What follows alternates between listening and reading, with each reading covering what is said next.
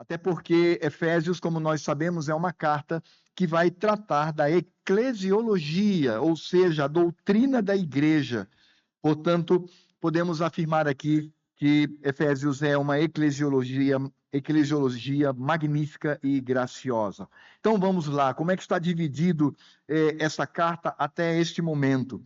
Nós temos na primeira parte, como nós vimos, a apresentação teológica, onde Paulo ele vai focar a obra da redenção e a unidade da igreja. É isso que ele faz. Ele mostra a redenção, no capítulo 1, do verso 3 ao verso 14, pela perspectiva da eternidade do Deus Todo-Poderoso, Pai, Filho e Espírito Santo, atuando na nossa redenção. Depois temos no capítulo 2, de 1 a 10, a redenção a partir da nossa perspectiva, quando nós, de fato, somos alcançados pelo poder de Deus. E aí, então, falando sobre redenção, Paulo também vai trazer uma outra doutrina importante que decorre da redenção, que é a unidade. Ele vai falar isso do capítulo 2, no capítulo 2, de 11 a 22, mostrando que há somente um povo do Senhor.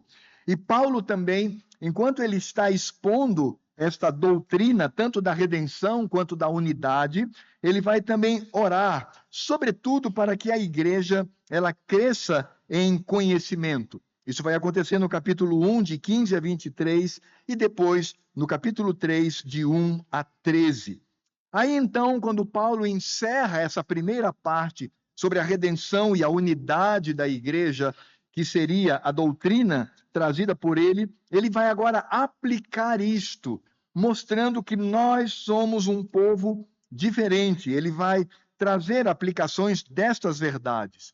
E o que vimos até aqui, sobretudo a partir do capítulo 4, e o verso 1 é emblemático quando ele diz: rogo-vos, pois eu, prisioneiro no Senhor, que andeis de modo digno da vocação a que fostes chamados. É isso que Paulo vai falar. Ele vai falar que nós devemos viver de maneira coerente com esta obra de Deus na nossa vida. E de que maneira ele vai trazer isso?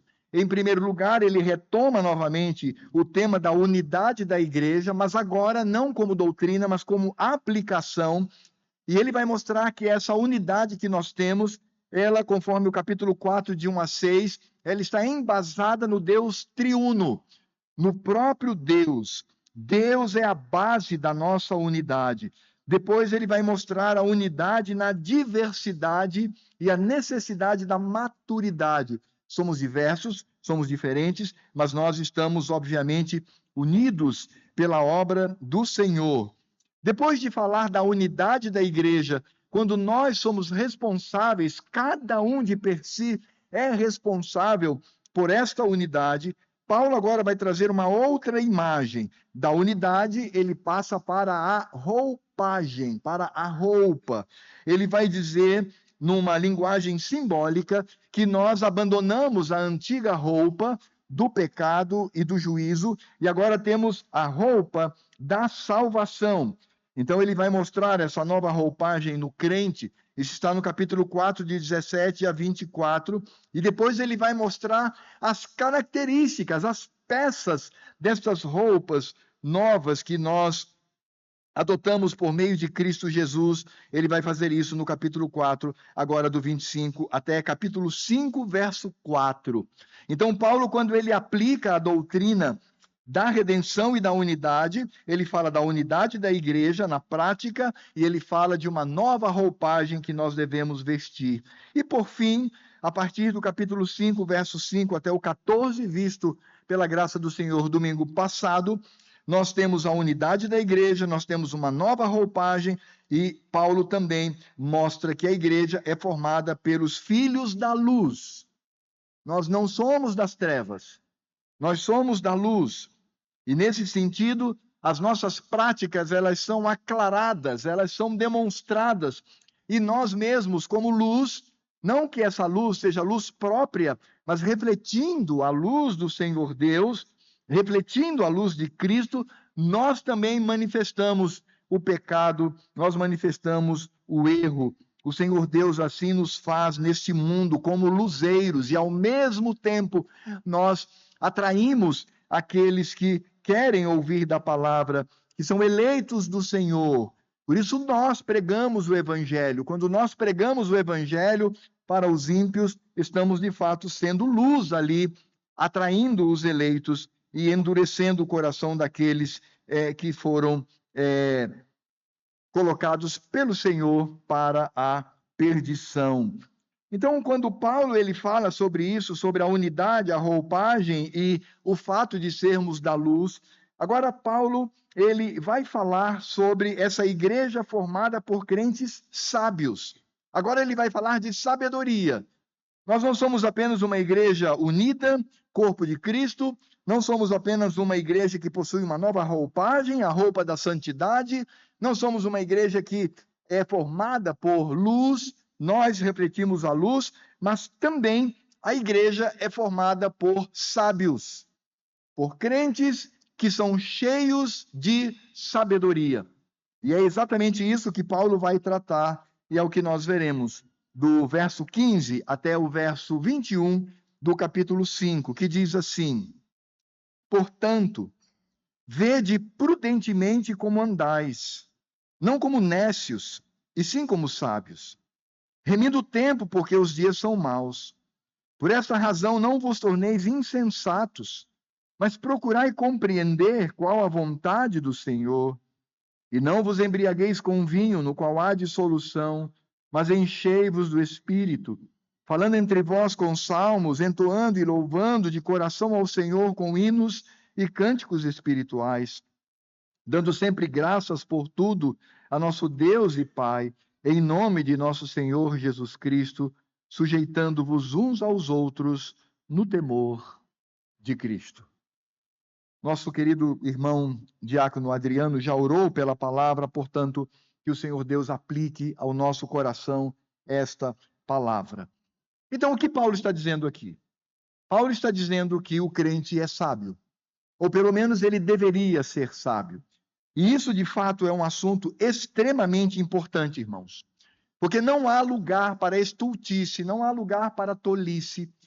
O lugar da igreja é para que seja formada por aqueles que são, de fato, cheios de sabedoria. E Paulo vai tratar sobre esse tema, trazendo-nos algumas verdades, alguns pontos que devem estar no nosso coração. Ou seja, de que maneira o crente ele deve ser sábio. Primeiro ponto que Paulo nos traz está no verso 15 e no verso 16, quando ele vai dizer que nós devemos ser prudentes. Ele diz, 15 e 16, portanto, e veja que portanto aqui diz respeito ao que ele acabara de dizer, dizendo que nós somos filhos da luz. Veja que no verso 14 ele faz aquela citação: desperta, ó tu que dormes, levanta-te entre os mortos e Cristo te iluminará, porque somos filhos da luz. Portanto, sendo filhos da luz, Paulo diz: vede prudentemente como andais, não como nécios, e sim como sábios, remindo o tempo, porque os dias são maus. Veja que Paulo, ele já nos traz aqui uma advertência. Ele diz, portanto. O que ele quer dizer é, preste atenção no que eu vou dizer, porque é extremamente importante. A expressão aqui, vede, significa, vede como andais. Ele está falando aqui de dois aspectos, como ver e como andar. Andar aqui não é o caminho físico, o caminho que nós traçamos todos os dias. O caminho aqui é o caminho da nossa jornada, é a nossa história, é a nossa vida como peregrinos. Veja que a Escritura Sagrada ela não fala de prédio formado, né? Onde você mora. Veja prudentemente como você mora, fixando uma residência. Não, é peregrinação. O próprio cristianismo, o primeiro apelido que o cristianismo recebeu na história foi o termo caminho. Quando alguém de fato se convertia a Cristo, as pessoas diziam: ah, ele é daquela religião, a religião do caminho, porque o caminho de fato aponta para isso. E Paulo, então, ele nos traz aqui uma grande advertência. Quando ele usa o termo vede, ele está dizendo simplesmente que nós devemos ter cuidado, diligência, devemos prestar atenção. Em outras palavras, o que Paulo diz é que o crente sábio é aquele que está completamente atento à sua jornada neste mundo. Por isso, em outro sentido, ou melhor, no mesmo sentido, mas com outra expressão, o crente deve estar sempre em alerta em seu caminhar, mortificando sempre o pecado. Existe um tipo de bichinho que existe, chama suricate ou churicato. Eles são como que umas lontrazinhos, uns animaizinhos, mamíferos, e eles vivem debaixo da terra. E eles são extremamente atacados por aves de rapina e por outros animais. E esse bichinho, ele tem algo muito interessante, porque enquanto a comunidade está vivendo lá o seu dia a dia, eles têm alguns sentinelas. E esses sentinelas, eles inclusive ficam numa pose muito elegante, eles ficam bem espichados, né? E atentos, olhando para todos os lados. Eles não se deixam mover por qualquer barulho ou qualquer situação dentro da sua toca, embaixo da terra, mas ele está constantemente em alerta. O que Paulo está dizendo é exatamente isto. Quando Paulo usa essa expressão que nós encontramos aqui, quando ele diz, portanto, vede prudentemente, em outras palavras, ele está dizendo, nós precisamos, de fato, estar atentos. E a palavra traduzida por prudente, o grego, o original, traz o sentido de ser justo, adequado, conforme.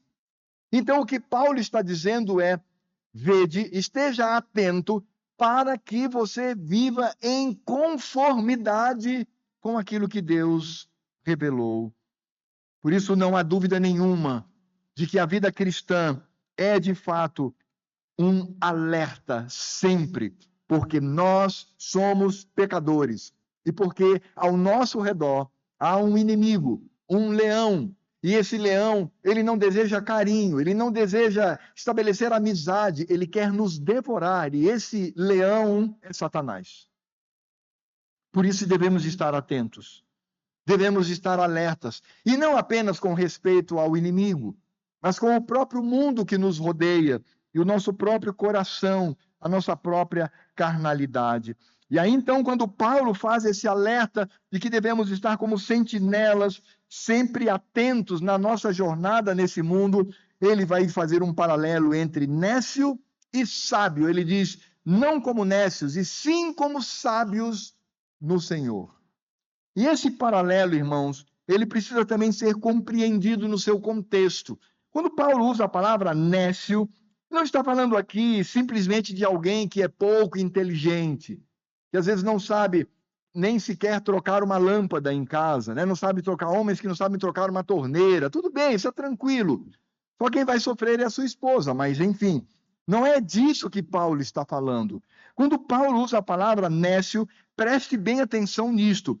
Paulo está usando um termo sobre alguém que é tolo. E essa tolice significa o quê? Significa que ele sabe como deve viver diante de Deus, mas ele não vive. Percebeu? O nécio aqui, ele conhece o que Deus quer. Ele sabe o que Deus quer. Ele tem discernimento de que o que ele está buscando e fazendo é pecado, mas ele faz. Ele simplesmente insiste em fazê-lo. Ele não considera o Senhor nos seus desejos. Ele não considera o Senhor nas suas decisões.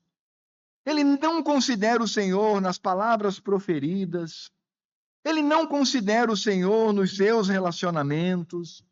Ele não considera o Senhor no uso do seu tempo, não considera. Ele sabe que o Senhor Deus existe e o que ele requer de nós, mas ele simplesmente se coloca contrário a isso e ele age como se o Senhor Deus não existisse e como se a lei de Deus fosse apenas um bibelô de enfeite na sua casa. Esse é o nécio. E Paulo então diz que nós não podemos viver assim. Mas nós precisamos ser sábios. E aí é importante também lembrar que sabedoria na Escritura Sagrada não é habilidade intelectual. Há mais de 30 anos eu convivo numa universidade. E eu convivo com intelectuais, não só daqui, mas de outros lugares, contato por leitura, por palestra, participando de alguns eventos. E, de fato, são pessoas extremamente capazes na sua área, na sua intelectualidade. Eles conhecem a fundo. Às vezes a visão de mundo é que é truncada, mas há que se reconhecer que possuem muita leitura, possuem muita teoria no seu coração e na sua mente. Mas, meus irmãos, muitas dessas pessoas, a vida delas é uma tragédia. É uma tragédia no casamento. É uma tragédia na criação de filhos. É uma tragédia na sua forma de viver. Por quê? Porque eles podem ser intelectuais. Eles podem ter uma certa inteligência, mas eles não são sábios. A sabedoria de Deus independe do conhecimento teórico que eu tenho do mundo. Porque enfatizar o conhecimento teórico do mundo, isso é humanismo. A sabedoria é algo que vem do Senhor. Uma pessoa semi-analfabeta ou até analfabeta pode ser muito mais sábio do que um outro que é engenheiro, que é um advogado de renome, que é alguém que entende das tecnologias, que é o melhor médico da cidade, mas é tolo. Por isso, a sabedoria, ela está ligada àquilo que o indivíduo sabe em como ele deve viver diante de Deus. Veja, se o nécio, ele não vive conforme a vontade de Deus, o sábio é aquele que vive diante do Senhor Deus, aplicando as suas verdades às circunstâncias concretas da vida. Isto é sabedoria. Portanto, ser sábio é temer a Deus. O nécio não teme. Ele vive conforme os seus desejos, ainda que saiba acerca da lei de Deus. Mas o sábio, ele teme ao Senhor. E ele vive com esse temor no seu coração. E o que é temer a Deus? O que significa temor do Senhor? Meus irmãos, é algo tão simples na nossa vida. Porque eu quero crer que temor do Senhor é, diante de todas as circunstâncias da minha vida, eu fazer algumas perguntas diante de mim e diante do Senhor. E as perguntas são simples. Em qualquer coisa que eu faça, pense, reaja, fale, controle, enfim, eu devo perguntar: isso que eu estou fazendo glorifica o Senhor Deus? Traz glória ao nome do Senhor? Isso que eu estou pretendendo está de acordo com a palavra de Deus?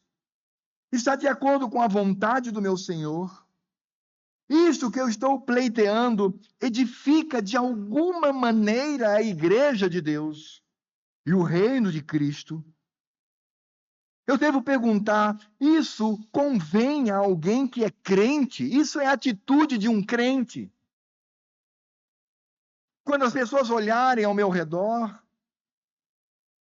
eu devo perguntar: isso é fruto da luz ou manifesta a obra das trevas? Isso é sabedoria. Sabedoria não é conhecer a teologia conforme tantos teólogos profissionais conhecem. Não. É simplesmente viver conforme a vontade do Senhor. E nós sabemos que esta sabedoria vem do alto. Porque Tiago, capítulo 1, 5 e 6 diz: se porém alguém de vós necessita de sabedoria, peça a Deus, que a todos dá liberalmente, e nada lhes impropera, e ser-lhe-á concedida.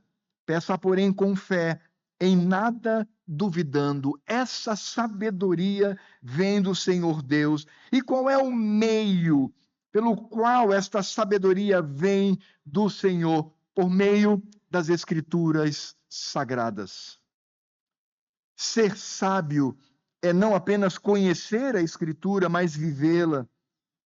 Moisés, em Deuteronômio 4, 5 e 6, ele diz: eis que vos tenho ensinado estatutos e juízos, como me mandou o Senhor meu Deus, para que assim façais no meio da terra que passais a possuir. Guarda-os, pois, e cumpri-os, porque isto será a vossa sabedoria e o vosso entendimento perante os olhos dos povos que, ouvindo todos esses estatutos, dirão: certamente este grande povo é gente sábia e inteligente. Salmo 19:7 diz: a lei do Senhor é perfeita e restaura a alma. O testemunho do Senhor é fiel e dá sabedoria aos simples. No 119, de 98 a 100, diz: os teus mandamentos me fazem mais sábio que os meus inimigos, porque aqueles eu os tenho sempre comigo. Compreendo mais do que todos os meus mestres, porque medito nos teus testemunhos. Sou mais prudente que os idosos, porque guardo os teus preceitos. E no verso 130 diz: a revelação das tuas palavras esclarece e dá entendimento aos simples. É por isso que Paulo, se referindo ao jovem pastor Timóteo, diz: desde a infância sabes as sagradas letras que podem tornar-te sábio para a salvação pela fé em Cristo Jesus. A sabedoria vem de Deus por meio da Escritura Sagrada. E Paulo diz: seja sábio.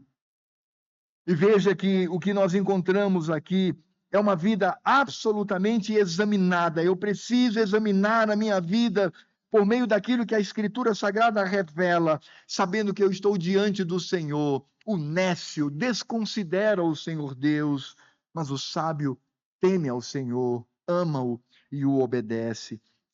Claro, meus irmãos, por isso nós somos chamados a ter esse alerta na minha caminhada. Muitos pecados entram na minha vida não porque foram planejados. Eu não acordo de manhã e digo assim: eu vou cometer tal pecado. Muitas vezes não é assim. Mas o pecado entra no coração do crente e se manifesta e dá à luz à morte, porque simplesmente ele parou de vigiar. Isso é ser nécio.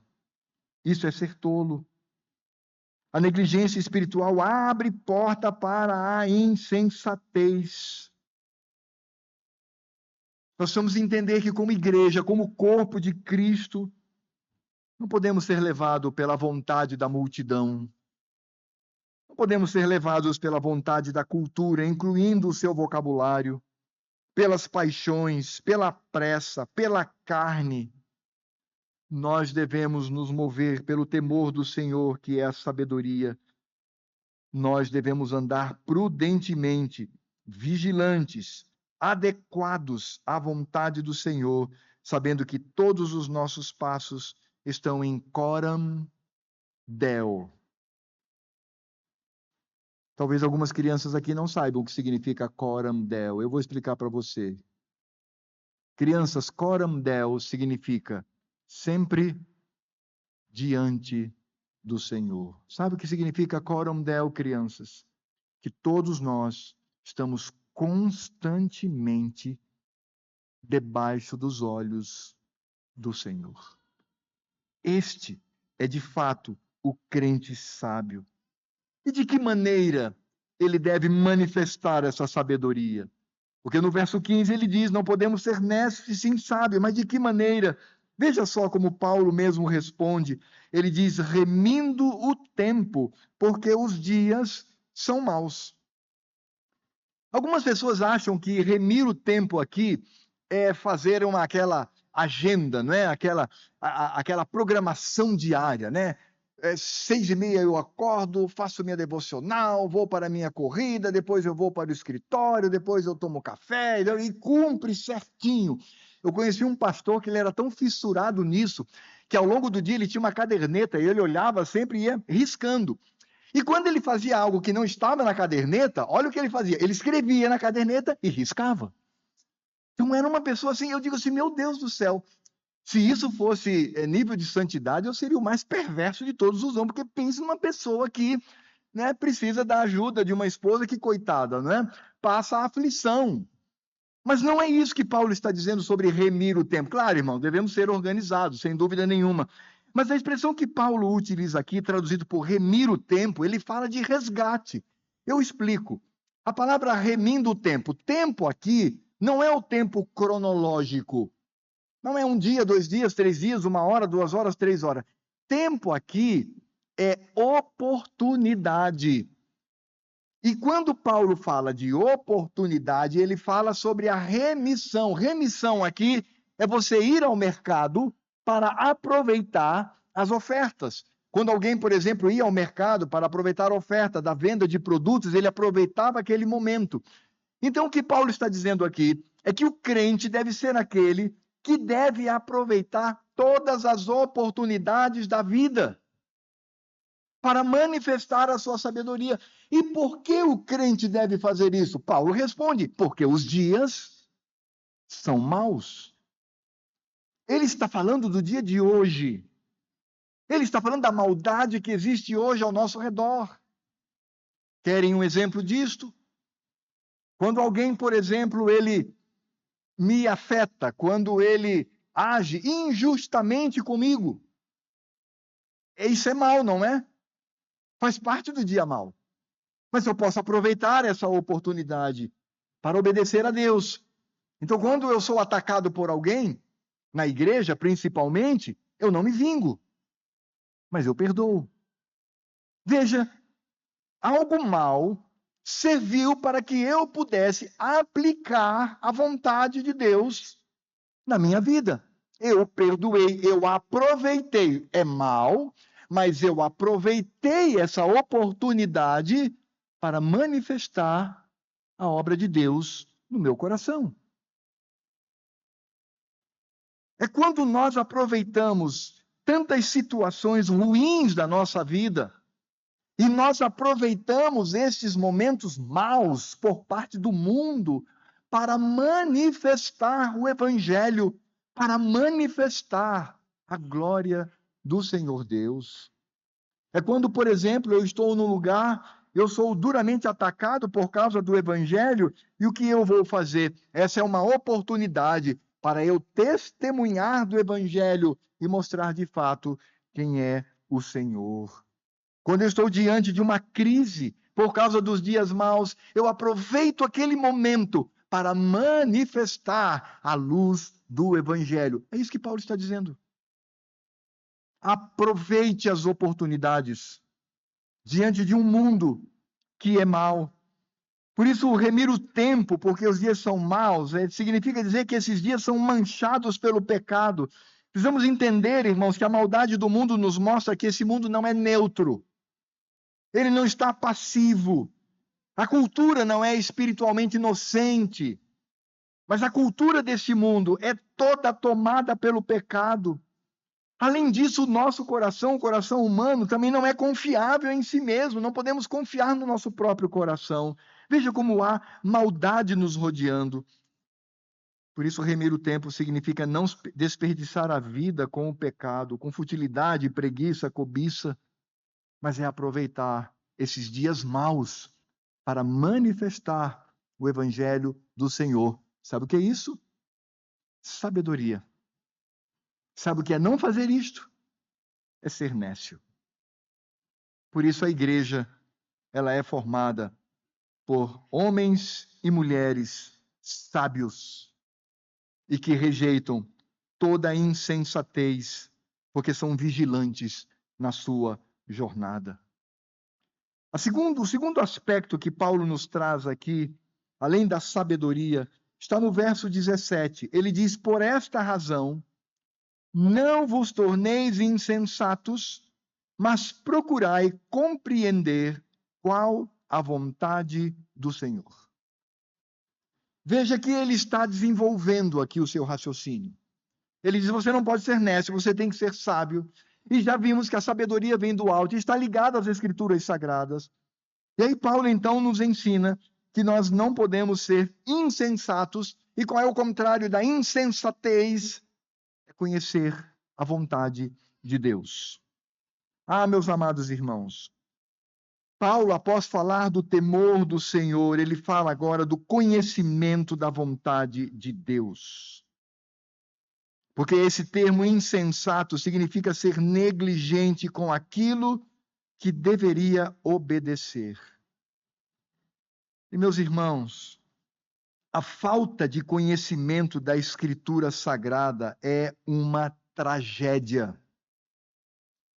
Oséias, capítulo 4, verso 6, nos dá um exemplo disto. A palavra do Senhor diz: o meu povo está sendo destruído. Veja, o Senhor Deus está dizendo isso. O meu povo está sendo destruído. Por quê? O próprio Deus responde: porque lhe falta conhecimento. Porque tu, sacerdote, rejeitaste o conhecimento. Também eu te rejeitarei, para que não sejas sacerdote diante de mim, visto que te esqueceste da lei do teu Deus. Também eu me esquecerei dos teus filhos. Você percebe que Paulo, ao longo de toda essa epístola, ele bate nessa tecla de que nós devemos conhecer a Escritura Sagrada, de que devemos conhecer a doutrina do Evangelho, que não podemos ficar na superfície como a espuma sobre o mar. Por isso, a Escritura Sagrada mostra que, de fato, nós devemos conhecer a vontade de Cristo, porque ele fala a vontade do Senhor. Senhor aqui é Cristo. Cristo é o Evangelho, e eu preciso conhecer. Eu preciso saber como eu devo me comportar diante do Senhor, e eu só saberei isto, irmãos, pela Escritura Sagrada. Eu preciso saber como eu devo ser na sociedade, eu só saberei isto pela Escritura Sagrada. Nós aqui precisamos saber como devemos cultuar ao Senhor.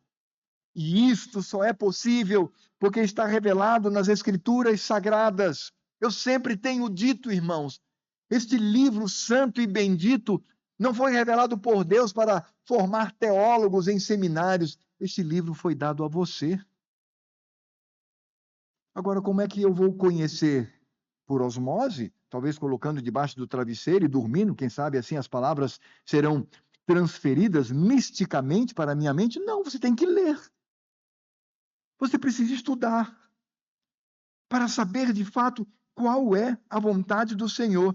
Por isso, amados irmãos, quando Paulo fala aqui sobre saber a vontade do Senhor, ele não está falando aqui de adivinhar os segredos ocultos para cada detalhe do nosso futuro imediato. Porque tem muito crente que gosta disso, não é?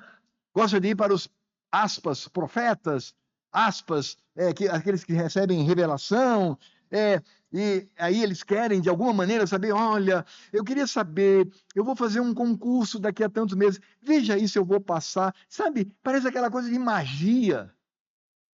Olha, eu tenho sentido no meu coração um desejo de entrar em missões, mas eu queria que você consultasse o Senhor para saber, sabe, não é isto que Paulo está dizendo. Até porque toda a vontade do Senhor já foi nos revelada pela Escritura. Por isso, Paulo não está falando de uma espiritualidade supersticiosa para decifrar sinais místicos, para saber cada passo da minha vida imediata, não. Paulo também não está falando do impulso carnal. Já viu aquele crente que diz assim, eu vou fazer tal prática. Aí você diz, mas meu irmão, isso está contrário à Escritura Sagrada, não é vontade de Deus. Não, mas eu senti no meu coração. Eu senti no meu coração que eu devo fazer. Sabe, isso é um absurdo.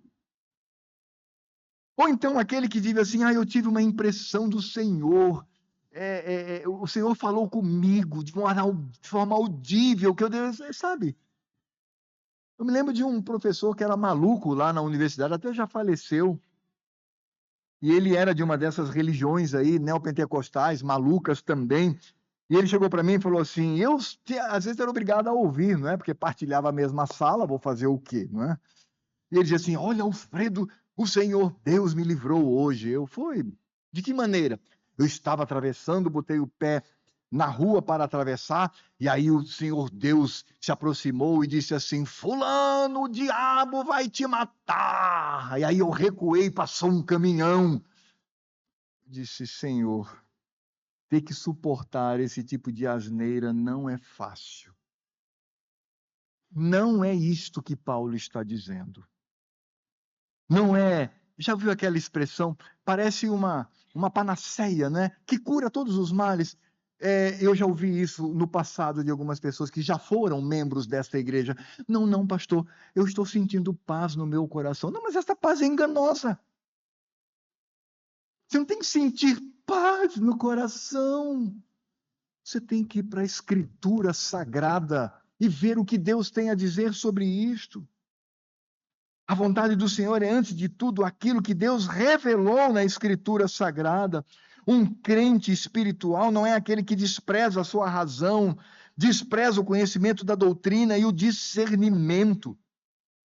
O crente, ele tem a sua mente cativa à vontade revelada de Cristo, conforme nós encontramos aqui. Totalmente voltado para o Senhor, conforme Paulo nos mostra.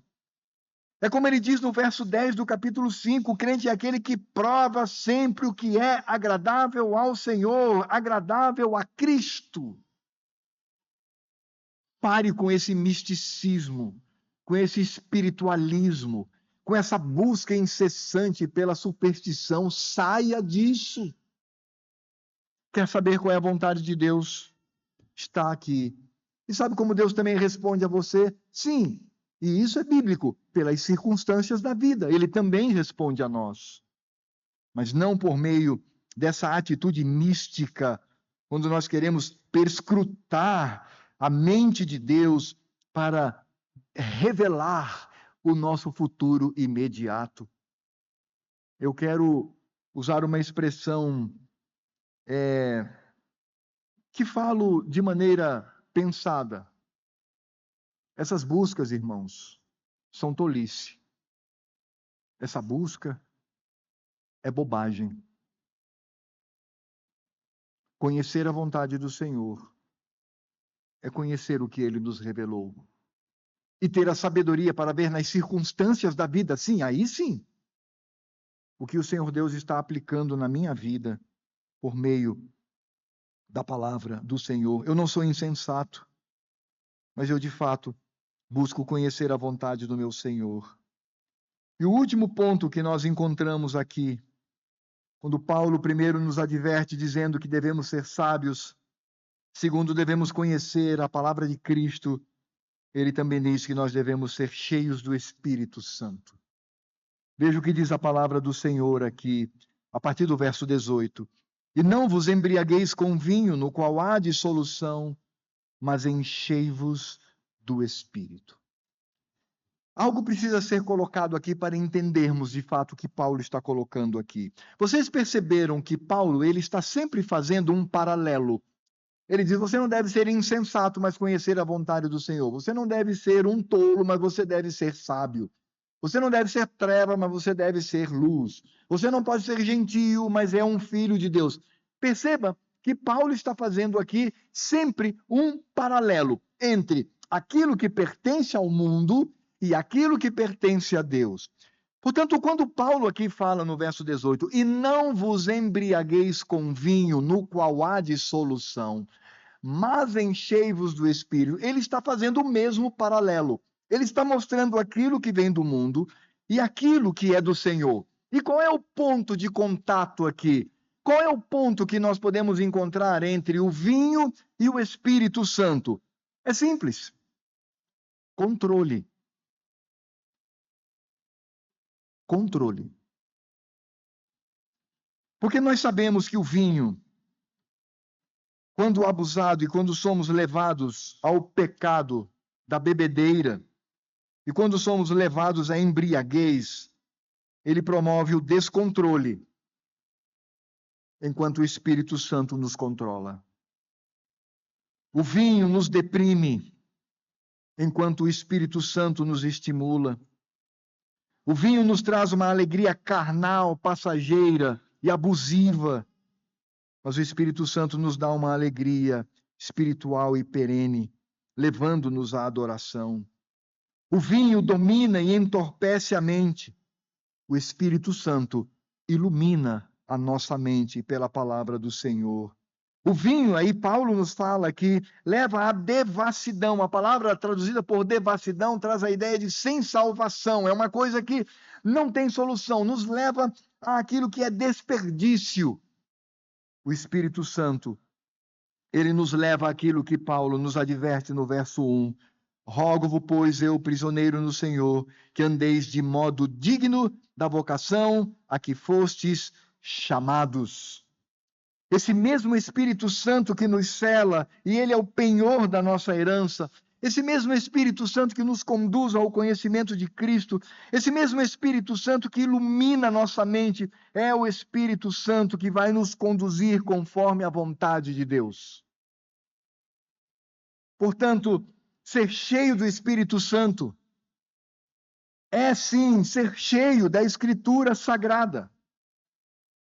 Porque, de fato, quando nós olhamos para o enchimento do Espírito Santo, ser cheio do Espírito Santo não é uma fórmula mágica. Eu não posso comprar isso como Simão tentou fazê-lo em Atos capítulo 8, versos 18 e 19. Inclusive, chamamos isso de simonia, porque vem do nome dele, Simão.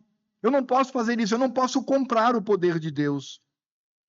O Espírito Santo também na minha vida não promove uma vida mística de êxtase espiritual que mais me assemelha às religiões do Extremo Oriente do que o Evangelho.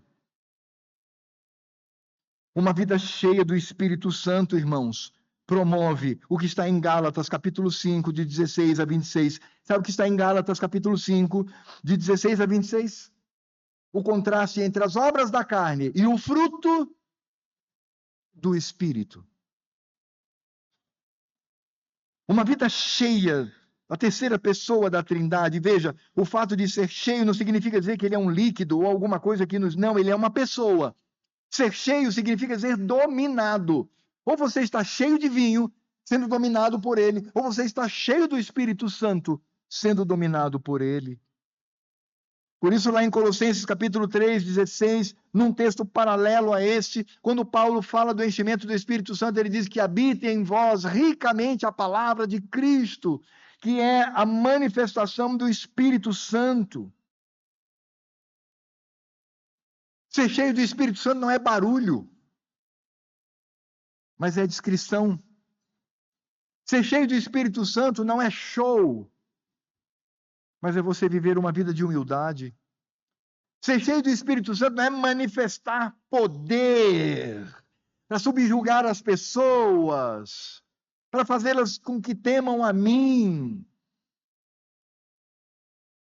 Ser cheio do Espírito Santo é se tornar um servo, é se tornar um homem, uma mulher de Deus, cheio do poder do Senhor, poder este que me dá forças para que eu me alegre em toda e qualquer situação. Por isso, meu irmão, precisamos ser cheios do Espírito Santo. Essa expressão significa dizer, nós precisamos ser dominados pelo Espírito de Deus. Eu não posso ser dominado por aquilo que é mal. Paulo usa o vinho. Mas é óbvio que nós podemos também transformar isso numa metáfora de tudo aquilo que o mundo tenta ludibriar a nossa mente e fazer-nos perder completamente o controle. Entenda isto, meu irmão. Não há evidências portentosas de uma pessoa cheia do Espírito Santo. Não, para que você seja cheio do Espírito Santo, você tem que manifestar algum dom super especial. Tem que orar em línguas, tem que curar, Não existe isso. Os que se baseiam nessa teologia se baseiam apenas numa narrativa, que é a narrativa de Atos, que mostra o curso da igreja. Primeiro judeu, depois Samaria, por fim os gentios. E aí você tem a unidade do Espírito Santo. É isto. Nós precisamos de crentes que sejam verdadeiramente cheios do Espírito Santo, que não murmurem, que não destruam vidas, que não tenham sede por poder, mas crentes que vivam o caráter de Cristo. E quando Paulo nos fala sobre isto, ele vai trazer aqui algumas atitudes, são verbos, não é? Verso 18, ele diz: e não vos embriagueis com vinho, no qual há dissolução. Leva a esse desperdício, essa falta de salvação, mas enchei-vos do Espírito. É um imperativo. E é interessante porque a conformação desse verbo é um presente contínuo. Então eu não me encho uma vez para sempre, mas eu tenho que constantemente estar cheio do Espírito Santo, cheio da palavra de Cristo. E aí então ele diz: falando entre vós com salmos, entoando e louvando de coração ao Senhor com hinos e cânticos espirituais, dando sempre graças por tudo a nosso Deus e Pai, em nome de nosso Senhor Jesus Cristo, sujeitando-vos uns aos outros no temor de Cristo. Aqui não tem dom de línguas, aqui não tem dom de profecia, aqui não tem dom portentoso, aqui não tem manifestação espetacular, aqui não tem grito. Aqui simplesmente mostra como uma pessoa deve ser cheia do Espírito Santo do Senhor. Louvando, como ele mesmo diz aqui, ao Senhor, sempre dando graças ao Senhor e sujeitando-nos uns aos outros pelo Senhor. Isto é ser cheio do Espírito Santo. Interessante que esses verbos utilizados por Paulo, conforme nós vimos aqui, traz algo que é interessante, porque esses verbos, eles estão, não no português, obviamente, mas na língua original, eles estão simultaneamente no particípio de modo, ou seja, o meio, mas também particípio final, ou seja, resultado. Eu explico. Esses verbos, eles, ao mesmo tempo, mostram que o meio para ser cheio do Espírito Santo é louvar ao Senhor, ser sempre grato e nos sujeitarmos uns aos outros, como mostra que também é o resultado de uma vida cheia do Espírito Santo. Por isso, quando nós encontramos aqui, amados, uma vida cheia do Espírito Santo, conforme Paulo nos mostra aqui, uma vida, e ele está escrevendo para a igreja de Éfeso, ele nos diz que uma pessoa cheia do Espírito Santo, ela fala por meio da música. O falando aqui não é como eu estou falando aqui. Falar aqui significa proferir, expressar, emitir palavras, comunicar algo. E Paulo nos diz que nós comunicamos isso através dos salmos, hinos e cânticos espirituais. Sem dúvida nenhuma, todos os comentaristas estão de acordo que Paulo está, sobretudo, se referindo aqui ao culto solene que nós prestamos ao Senhor. Ele está dizendo que a manifestação do enchimento do Espírito Santo é quando nós cantamos.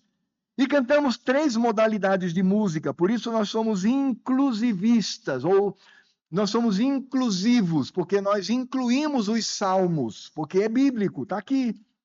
Ele diz que nós devemos cantar os salmos, então somos obrigados a cantar salmos, que é o inário revelado pelo Senhor na Escritura Sagrada, mas ele também fala que nós devemos cantar, entoar cânticos, hinos, que são de fato inspirações do Senhor, para que o poeta possa assim escrevê-lo, não a inspiração conforme foi dada aos profetas e apóstolos, não é isso que eu estou dizendo, mas é simplesmente ajudar a mente para que ele, a partir da palavra de Deus, ele componha músicas que enaltecem ao Senhor.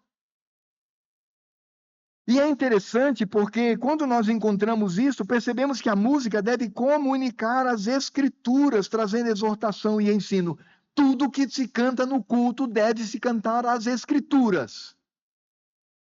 Não que vem na telha de alguém, de algum evangélico, que faz uma música para vender, para ganhar dinheiro. Não, nós temos que cantar somente a Escritura Sagrada, conforme encontramos aqui na Palavra de Deus.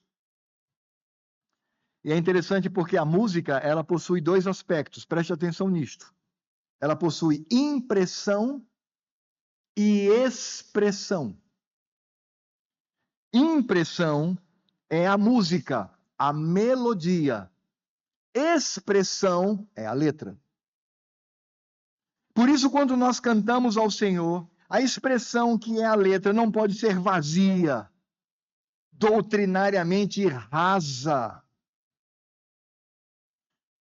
Eu me lembro que um dos hits que mais fez sucesso no Brasil afora, a música majoritariamente só dizia: sou de Jesus, sou de Jesus, sou de Jesus, sou de Jesus, sou de Jesus, sou de Jesus, sou de Jesus. Essa era a música.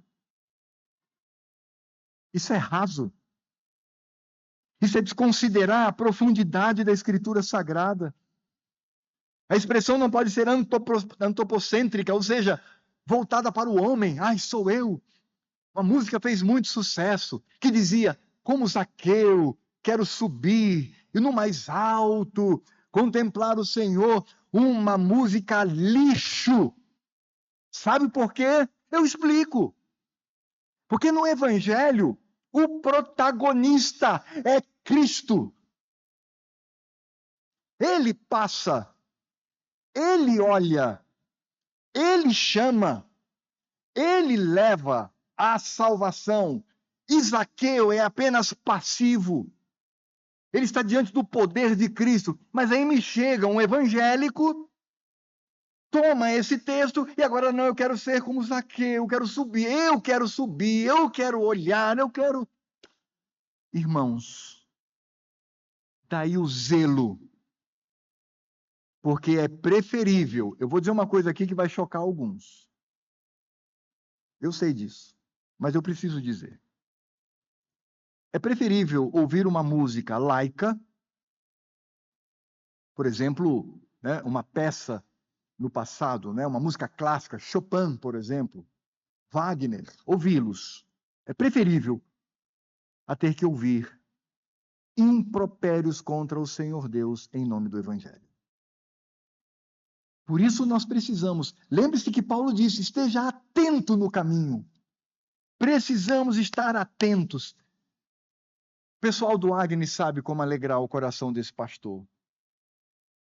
Quando alguns chegam para mim e falam assim: pastor, essa letra aqui está me incomodando, essa expressãozinha aqui está me incomodando, podemos mudar?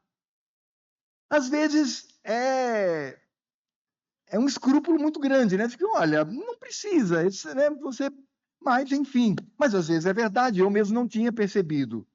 Como isso alegra o meu coração, porque nós precisamos estar atentos àquilo que nós cantamos para o nosso Deus. E, ao mesmo tempo, a impressão é a melodia. Porque muitas vezes o que me leva ao choro não é a ação do Espírito Santo, mas é uma melodia açucarada que mexe com as minhas emoções. A música mexe com as emoções. Todos sabem disso. Por isso, o que nós encontramos aqui é que nós devemos cantar a palavra, e Paulo nos diz que nós devemos fazer isso para Cristo de coração.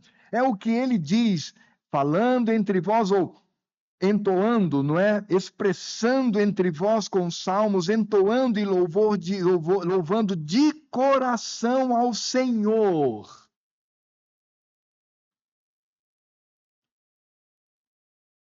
Deixe-me fazer uma pergunta para você, meu amado irmão. Na liturgia, hoje, você cantou? E eu avanço um pouquinho mais na pergunta. Você cantou de coração? E eu avanço um pouquinho mais. Você cantou de coração para Cristo? Veja como a palavra de Deus nos ordena aquilo que faz bem para nós e enaltece o nome do nosso Cristo. Porque quando ele diz cantando de coração, nós sabemos, na antropologia bíblica, coração é o centro da vida interior, é a fonte da vida, é tudo que somos. Por isso, cantar com um certo formalismo vazio, só abrir a boca, quando não há sinceridade naquilo que eu expresso, quando não há devoção, não há envolvimento, eu preciso rever minha vida, eu preciso rever o meu amor para com Deus, eu preciso rever a minha sabedoria. Eu não canto porque eu não gosto da liturgia. A liturgia não foi feita para você, meu irmão. A liturgia foi feita para o Senhor Deus. O culto que nós estamos prestando aqui não foi feito para você. Não foi feito para você gostar ou não. Foi feito para que você avalie se é bíblica ou não. Se for bíblica, da vontade do Senhor, isso alegra o nosso coração. E nós nos deleitamos na sua presença. Por isso, nós temos uma comunhão edificante. Ser cheio do Espírito Santo é ser alguém que vive a comunhão do culto, prestando ao Senhor, cantando ao Senhor. Mas também gratidão sincera, como ele diz aqui no verso 20. Ser cheio do Espírito Santo é sempre dar graças por tudo a nosso Deus e Pai, em nome de nosso Senhor Jesus Cristo. Portanto, ser cheio do Espírito Santo é, de fato, ter no coração gratidão por tudo que Deus nos concede. Claro, irmãos, isso não significa dizer que devemos chamar o mal de bem, nem fingir que a dor não dói. Claro que não, não é isso que a Bíblia está dizendo. O que a Bíblia está dizendo é que nós precisamos reconhecer que o nosso Deus, que governa todas as coisas, nada escapa à sua providência. Eu não tenho que temer homens, por mais que nos ameacem, porque eu sei que o Senhor é aquele que sabe todas as coisas, e Ele nos sustenta por sua santa providência. Em Cristo, meus irmãos, até as aflições são usadas para a nossa santificação e fortalecimento da nossa fé. A gratidão cristã não nasce das circunstâncias favoráveis, porque o mundo é mau e nós somos perseguidos por causa de Cristo. Mas a gratidão cristã nasce de uma fé consolidada num Deus soberano que nos ama. É saber que Deus me ama, é saber que Deus cuida de mim, é saber que nada escapa do seu amor para comigo.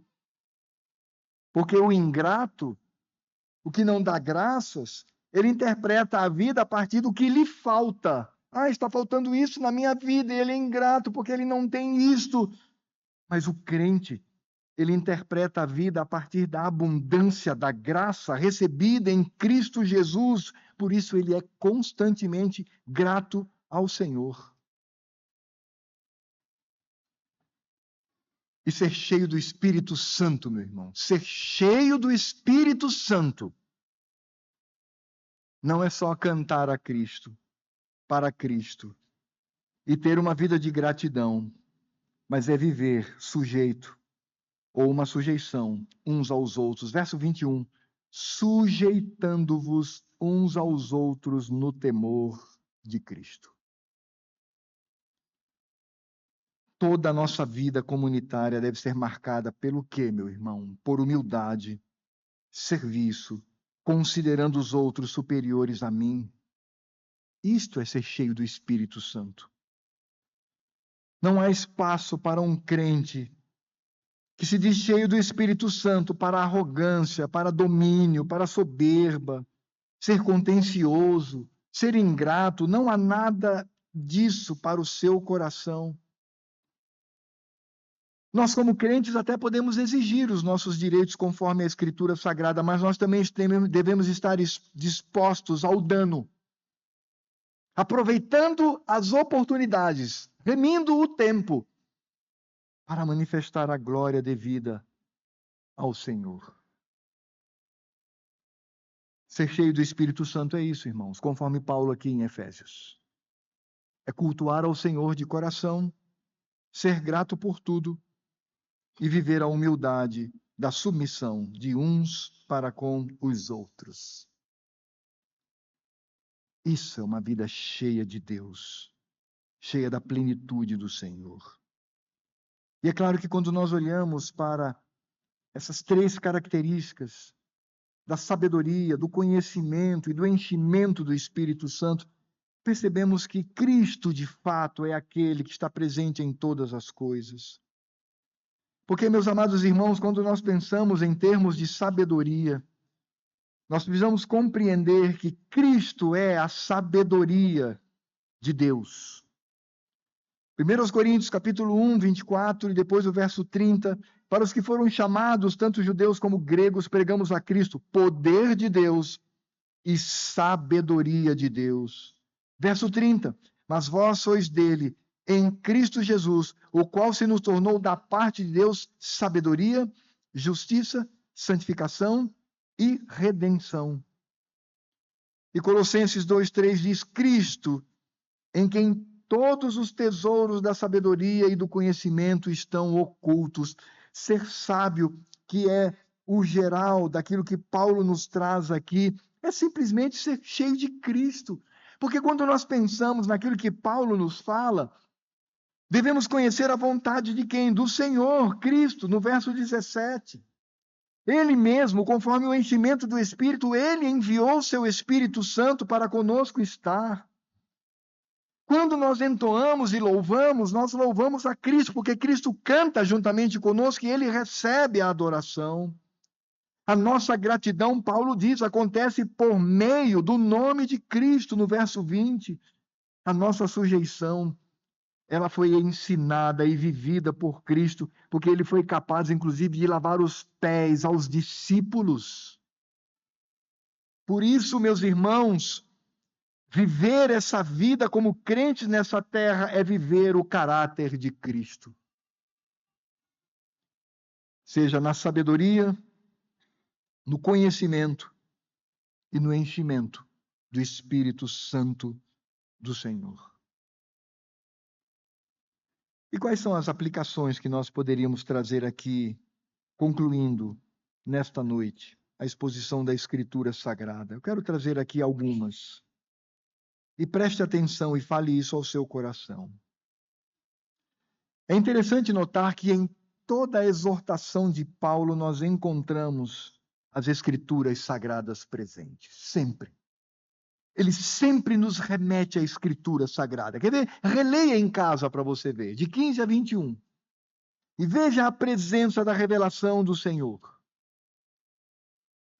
Escritura que nós devemos conhecer, estudar, amar e obedecer, porque é a lei do nosso Deus. Em segundo lugar, meus amados irmãos, a nossa mente deve estar cativa a Cristo em todas as coisas, atada ao Senhor, na nossa união espiritual, mística com Cristo, agarrado a Ele.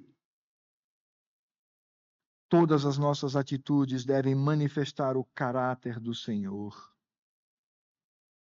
É por isso que a prudência, meus amados irmãos, manifesta-se na mortificação do pecado diariamente.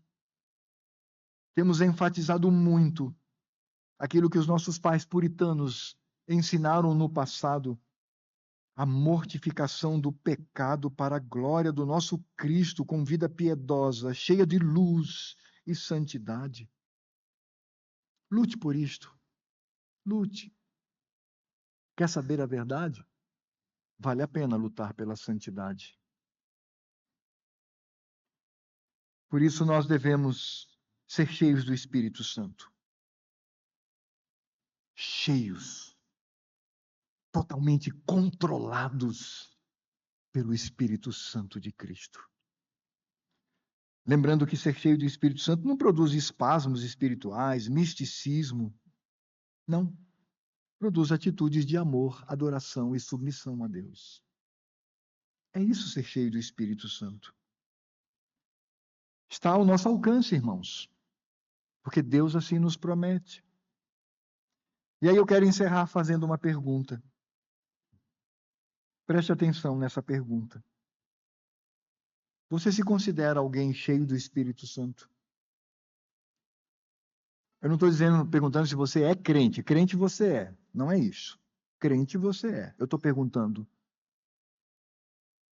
se você encontra indícios na sua jornada de que você é uma pessoa cheia, controlada pelo Espírito Santo do Senhor, nas minhas atitudes, em todo e qualquer lugar.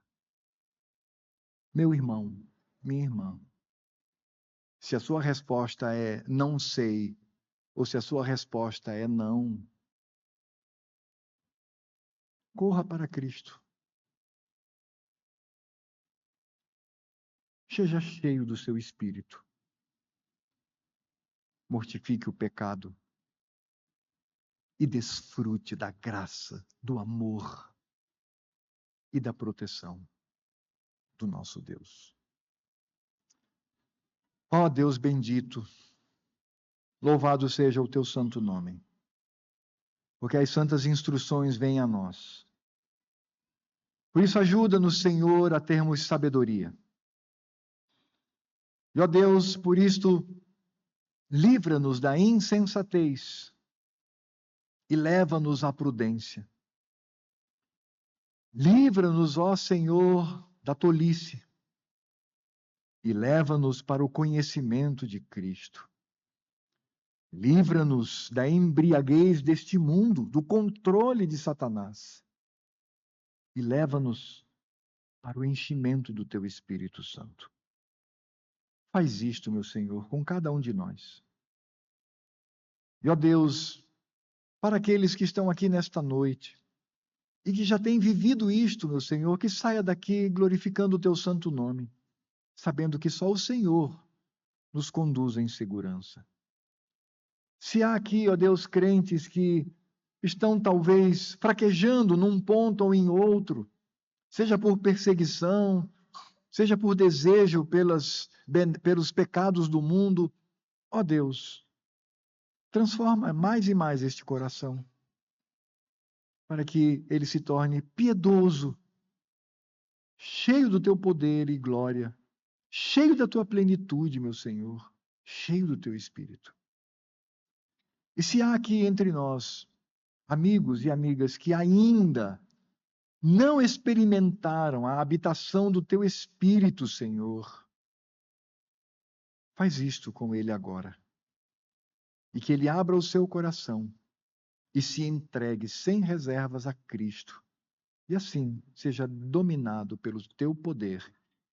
E o teu poder não esmaga a cana quebrada, rachada, nem apaga a torcida que fumega, mas nos cobre de amor, graça e fidelidade. Faz isto para a tua glória, em nome do Senhor Jesus. E que a graça do nosso Deus e Pai, o amor de Cristo sobre nós e o enchimento do Espírito Santo sejam sobre a primeira igreja presbiteriana de Roraima e sobre toda a igreja verdadeira de Cristo ao redor da terra até que ele venha. Por isso clamamos, Maranata, vem, Senhor Jesus. Curve a sua cabeça, meu irmão, e faça a sua oração silenciosa enquanto ouvimos o nosso pós-lúdio.